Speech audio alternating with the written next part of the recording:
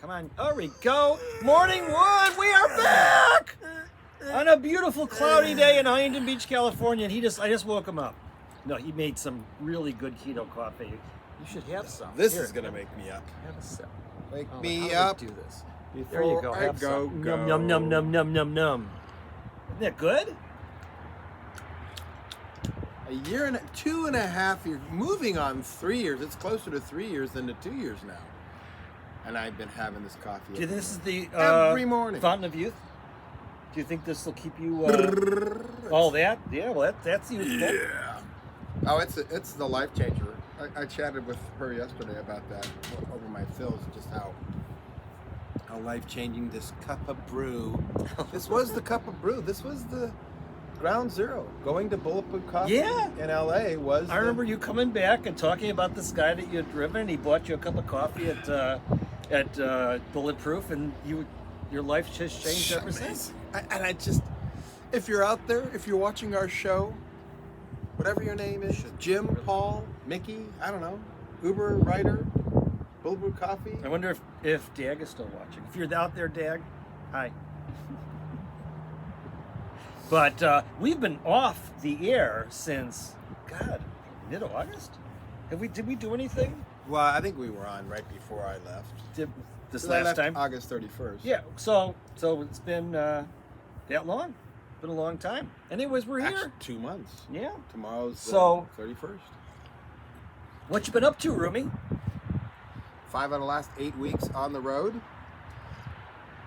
Bucket list. Yeah. On steroids. My 19-day cross-country road trip. Checked off Oh, I all love the that bucket story, list. the Field of Dreams story. Those people showing up. Tell that real quick. The two Yeah. Kentucky cops. Yeah. So I rented out the Field of Dreams on September 8th. Highly recommend it, and do it quick because they're changing the Field of Dreams. It's going to be the Field of Nightmares, I'm telling you. Really? I know, that's a whole other story. It's kind of sad, but I got it in. I don't even know if they'll ever rip the house out again. It'll turn into this whole, they're turning it into a field of Disneyland. Oh, because of Disneyland that, is great, they were successful this think past Jurassic summer. Park. Oh, wait, you don't watch? I did. Yeah, I did. I only watched the What first do they one. do? I watched it with They you, didn't turned Jurassic Park into this cool dinosaur Jurassic thing. World. Jurassic Yeah, World, yeah. and it was all this, and you're like, you missed the charm of Yeah. dinosaurs eating people. So, But you cried when you watched that game on TV, so they've know. got a gold mine there. I know, but they're going to kill that golden I'm sure they are. goose mine. Yeah, because you baseball people, you're very old-fashioned. Well, like, it's you one like of those, that charm in that old town, You're Main a Street wordsmith. America. What's the I word? used to be, yeah. What's the word that means a word that I don't know if it's counterintuitive or oxymoron, but it's a term that means when you have too much of a good thing, it becomes a very bad thing. So they're going to turn this That's field. how I feel about you. That's a good one. They're going to turn this little charming field in a corn or a baseball diamond in a cornfield into this 20-diamond Little League complex yeah. with a convention center, a hotel. I'm sure there's going to be a snack bar or 12. So I'm assuming they're going to be doing more major league games then. Well, they're going to do that once a year. So it's okay. not going to be about major league. They're trying to give to the children, and Is attract all the kids to play. And they're Is it trying close to get to- you ready for this. They're Yeah. trying to get the Little League World Series eventually to move over to there. It's better than Japan. And so, you could never keep the charm No. of Field of Dreams because it could never be a money-making venture. So you need this to keep it alive, but to do that, you're going to sell the soul and take the charm away. So what's Yes. that term? Uh, Not It's- ironic, you know, not no, it's like something that is that leads to Boy. what's that? An inevitable demise. There's a term. there about- is. Gosh, yeah. you know what? I can't. But I will say. the old fait accompli. you have to kinda. remember, it started from a movie, a I big know. Hollywood entertainment movie with Kevin Costner. So Is that just it not wasn't charming. They were trying to make it charming, but it's always been a facade of I charm. know. Isn't that the power of cinema, though, that Yeah. they can actually It is. really hit that, and then James Earl Jones, who Oh. I really hope you're a great guy in person because you're such an amazing person in cinema. And at the World Series last night, they had a commercial where they used his soliloquy from the Oh, movie. breaking news! Who won last night? Braves! Yay! 'Cause it's, you know, I listened to a stand that fucking chant.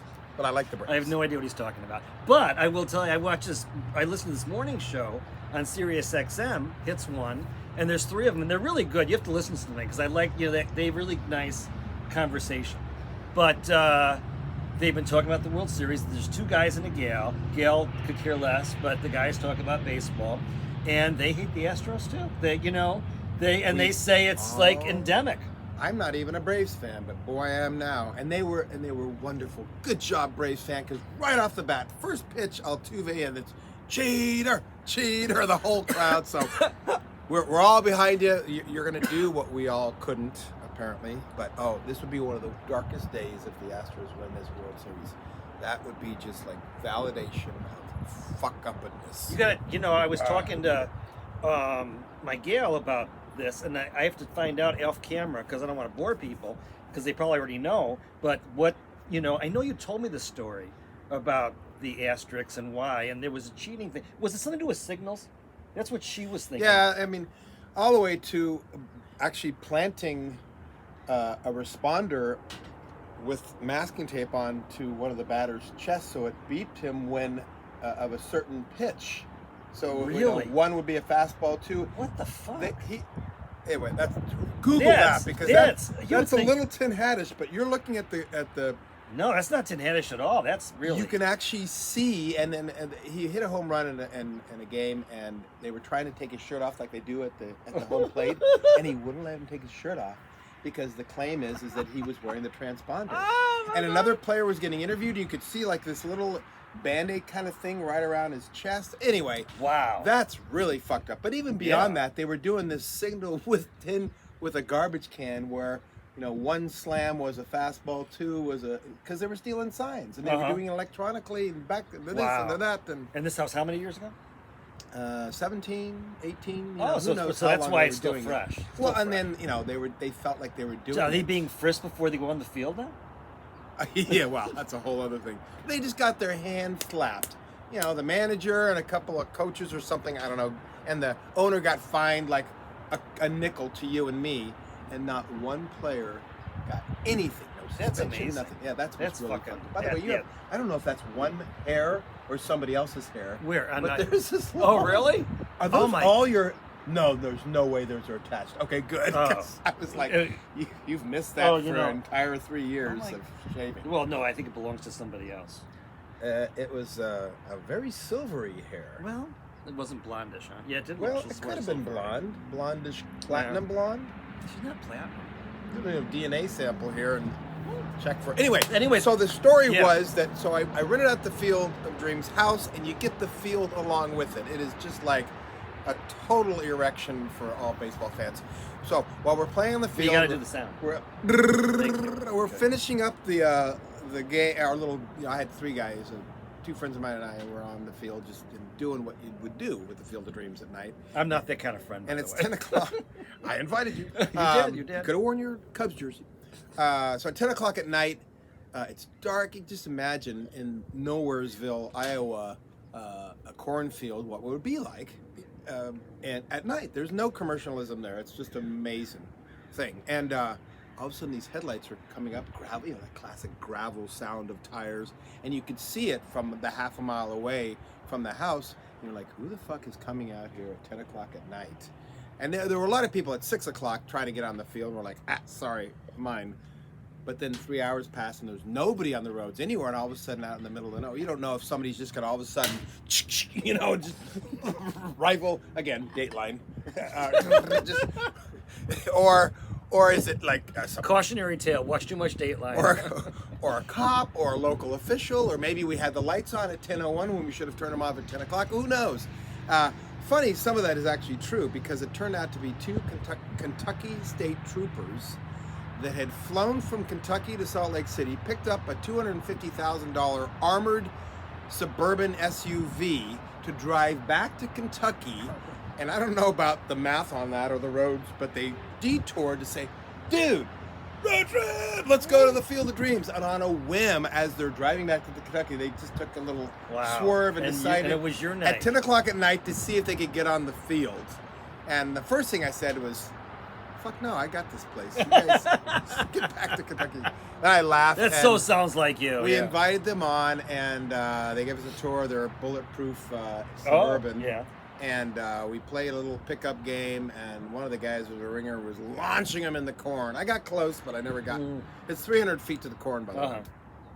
So that was. Down as a test. It was almost mystical. It was almost like the aftermath of the movie of. They would say, if you build a people, they will come. Yeah. This was one of those they will come. Instead of Shoeless Joe, it was a Kentucky State Trooper. I know. I'm like, are you guys ghosts? I'm like touching them, and they pulled their revolver out and took me down because I just accosted a police officer. So that was a great story. Well, and then you were away in Vegas for a cannabis convention. Yeah, a week in the Bay, a week in Vegas. I don't smoke pot, but I love potheads. Well, you better, because you live with one. And I keep telling this guy, you got to go to this. You just got to be in Vegas with all. I do want to go to that. that. Yeah, not Field of Dreams, but I do want to go to the cannabis convention. The cannabis convention. But you said they didn't have any swag. I know. I think that's just because of the COVID thing. You're not allowed to. I don't know. There's some sort of that had to be because the year before they had plenty of it. And so I was expecting to bring home a bag of swag for my bud. Bud for my bud. Bud for bud. But, love it. But next time. Well, out there, you'll get into all the after parties, and you don't even have to go to the show to have a good time. Oh, and that's what, once a year? Or they do more than that? Yeah, they did it in December of 19. They skipped a year, then they did it in October. I liked October because it was perfect weather. You hadn't been there since 19? Well, not to the show. I thought you had been there with him. It just seemed like it was December of 19, so that was like right before COVID. Wow. That was their last show, and then of course. So that was before we moved. We moved in together. Oh yeah. So I could have sworn you've done it since we've been here, but not the Can Show. It was MJ Biz to give you a little plug. A lot more hot women this time around. It's a very male-centric industry. Oh, good. Yeah, you had mentioned that last time. Good. And I noticed I met a lot of lovely ladies that week, and it for some reason, maybe it's like anything else, the guys forge ahead and then the women follow. In that business, it's good. It was good to see a lot of women. I mean, not even the hot ones, just women taking lead because it was way too male. Yeah. Last time, and I'm like, okay, I don't. Regardless of the. Because since you arousal, smoke, you have to have something that floats your boat there. Well, yeah, but I mean, I'm just saying, I like a business that's a little bit more balanced, that isn't so. Yeah. Oh, absolutely. Speaking of women, heavy. Speaking of testosterone heavy, I mean, we got this show going on, but we will have somebody else right here in the middle. You know her, you love her, you've seen her before. We'll have a slice of estrogen. Kat, yeah, and it's quite a slice too. So we're going to do a Zoom next very week. Lovely. And but I think it's going to be a lot of fun, and we're always saying we wish we had a gal to talk about these things with, and now we'll have a resident one to. Does she have a handle?